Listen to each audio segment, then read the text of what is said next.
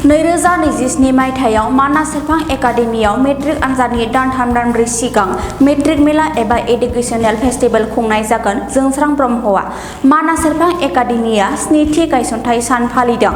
बाक्सा जिल्लानि ककलाबारि हुजुवानि मानास सेरफां एकाडेमिया स्निथि गायसनथाइ सान फालिनायजों लोगोसे बान्था राननाय हाबाफारि लादों।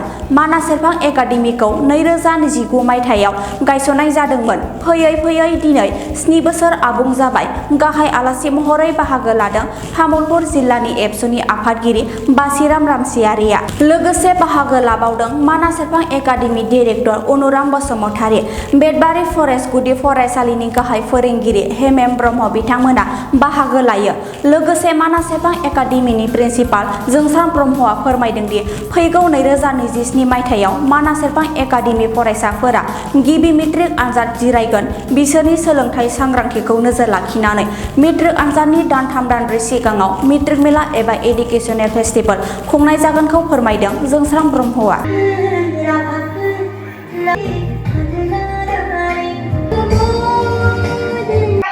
2025-26 जा स्कुल उइक बे स्कुल उइकनि जोंनि मानास सेरफां एकाडेमियाव बान्था राननाय हाबाफारि आरो लोगोसेयैनो दिनै 20 जानुवारि मानास सेरफां एकाडेमिनि गायसननाय सान फालिथाय। बे हाबाफारियाव जोङो फरायसालिनि साफ्रोमबो फरायसा आरो गार्जेन बिथांमोनखौ लेंहरनानै मोनसे सावराय मेल लादों। जाय मेलाव जोंनि तामुलपुर जिल्ला दुलाराय बर' फरायसा आफादनि आफादगिरि अर्थात जोंनि सासे मटिभेशनेल स्पिकार सोलोंथाइनि बिथिङावहाय दा बिथाङा गाहाय आलासि हिसाबै लेंहरनाय जादों आरो मानास सेरफां एकाडेमिनि फरायसा आरो गार्जेन बिथांमोननो सोलोंथाइनि बेलायाव बिथाङा माखासे सांग्रांथि होलांबाय। निस्सय जोंनि फरायसा आरो गार्जेन बिथांमोना माबा मोनसे बुजिनो हादों, माबा मोनसे थुलुंगा मोननो हादों आरो जोंनि थांखियाबो बेनो। दा जियानो जाथों 2019 मायथाइयाव बे मानास सेरफां एकाडेमिखौ गायसननाय जादों। फैयै फैयै जोंनि फरायसाफ्रा देग्लाय 2026आव क्लास 10 मोनगोन, हथात 2027 मायथाइयाव मेट्रिक फाइनाल लिरगोन। फरायसालिखौ गायसननायनि थांखिया बेनोमोन जे जाहाथे जोंनि नैबे ओनसोलनि गोरिब गुन्द्रानि गथ'फ्रा बर' बिजोंजोंनो क्वालिटि एडुकेसन मोननो हायो आरो बे थांखिखौ लानानै फरायसालिखौ गायसननाय जादों आरो दैदेनबोबाय थानाय जादों। आरो बांसिनानो जोंनि बे फरायसालियाव फ्राय खना खनला गामिनि बांसिन गोरिब गुन्द्रानि गथ'फ्रानो फरायो।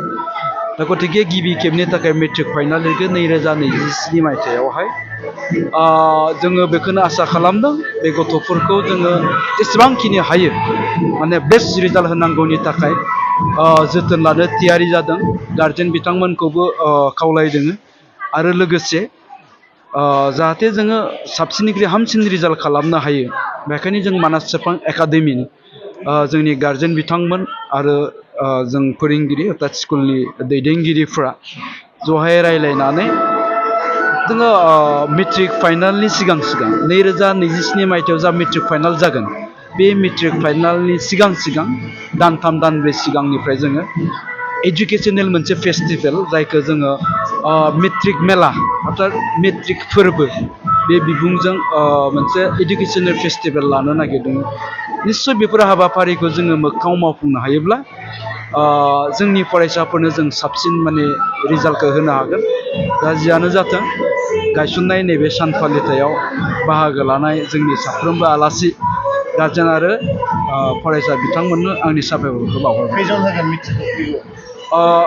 खोब बुरजा गैया स्टुडेन्टफ्रा। फार्स्ट बेचआवहाय गासै 7 जनल' दङ।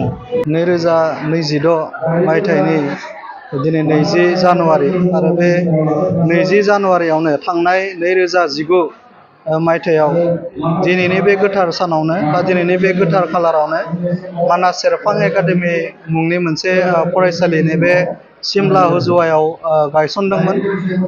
नैबे सिमला ओनसोलनिनो माखासे हारिनि समाजनि आरो बर' बिजोंनि माखासे गोथौ साननायनि गेजेरजों बिथांमोना नैबे फरायसालिखौ गायसनदों आरो बे फरायसालिनि बा मानास सेरफां एकाडेमिनि दिनै स्निथि गायसननाय सान आरो बे हाबाफारियाव आंखौ आलासि महरै बिथांमोना लेंहरदों। दा बेवहाय बाहागो लानाय आं गावखौनो जोबोद गोजोननाय मोनदों। मानोना नैबे मानास सेरफां एकाडेमिया बैसो हिसाबै जेसेबां देरनांगौमोन बिनिख्रुइ 2 गुन बांसिन आङो देरनाय बायदि मोनदों। मानोना दिनै नायोबा जों नुगोन नैबे मानास सेरफां एकाडेमिया थाखो 9 सिम बिथांमोना दिनै सौफैनो हादों। फैगौ 2027 मायथाइयाव बिथांमोना मेट्रिक लिरगोन आरो बेयाव फैनानै गोजोननायनि मोनसे खारनबो दङ। बिथांमोना मोनसे थांखि दङ बा मट' मोनसे लानानै बिथांमोना नैबे फरायसालिखौ गायसनदों। मट'आ बिथांमोना इउर ड्रिम आवार कमिटमेन्ट होननाय मोनसे मट' बिथांमोना दङ आरो बे कमिटमेन्टखौ फुलफिल खालामनो थाखाय प्रिन्सिपालजों लोगोसे जोंसां ब्रह्म प्रिन्सिपाला लोगोसे नैबे मानास एकाडेमि नि साफ्रोमबो फोरोंगिरि बिथांमोन आरो नैबे फरायनाय साफ्रोमबो फरायसा आरो गारजेन बिथांमोना जयै खौसेयै बिथांमोननि जि कमिटमेन्ट बेखौ मोगथां महर होनो थाखाय नाजादों आरो मोनसे मिशन बिथांमोना दिनै फोसावदों। 2027 मायथाइयाव मेट्रिक लिरनो गोनां फरायसाफोरखौ लानानै बिथांमोना एजुकेशन फेस्टिभेल बिथांमोना खुंगोन बे खोथाखौ बिथांमोना दिनै फोरमायदों आरो बेखौ लानानै आङो जोबोद गोजोननाय मोनदों। आरोबाव गोजोनथावना मोनसे खारना जाबाय दिनै मानास सेरफां एकाडेमिया गासै 7 बोसोर जाफैबाय फैनानै। दा बे फैनायाव दिनै बिथांमोना सोलोंथाइजों लोगोसेनो थुनलाइ बिथिङाव बा थुनलाइ जगतआव दिनै फरायसाफोरखौ लांनांगौनि थांखिजों लाइस्रि मुंनि मोनसे इन्जुर लाइसि बिथांमोना बेखेवदों आरो बिनि गेजेरजों फरायसाफोरनो थुनलाइ बिथिङाव मोनसे स्टेज होनायनि थांखिजों नैबे लाइस्रि मुंनि इन्जुर लाइसिखौ बिथांमोना बेखेवदों आरो बेखौ आङो सासे बेखेवगिरि महरैबो आं बाहागो लानानै गावखौनो जोबोद आं गोजोननाय मोनदों। मिजिंथिदों गोरायुं लोगोसेनो साफ्रोमबो फोरोंगुरु बिथांमोननि गोथार गोसोजों फरायसाफोरखौ फोरोंनायजों बर' बिजोंनि गेजेराव नैबे मानास सेरफां एकाडेमिनिफ्रायबो गुन गोनां फरायसा सोरजिजागोन, दिहुननो हागोन आरो बिमा बिफा आरो फरायसाफोरनि थांखिया मोगथां महर मोनगोन।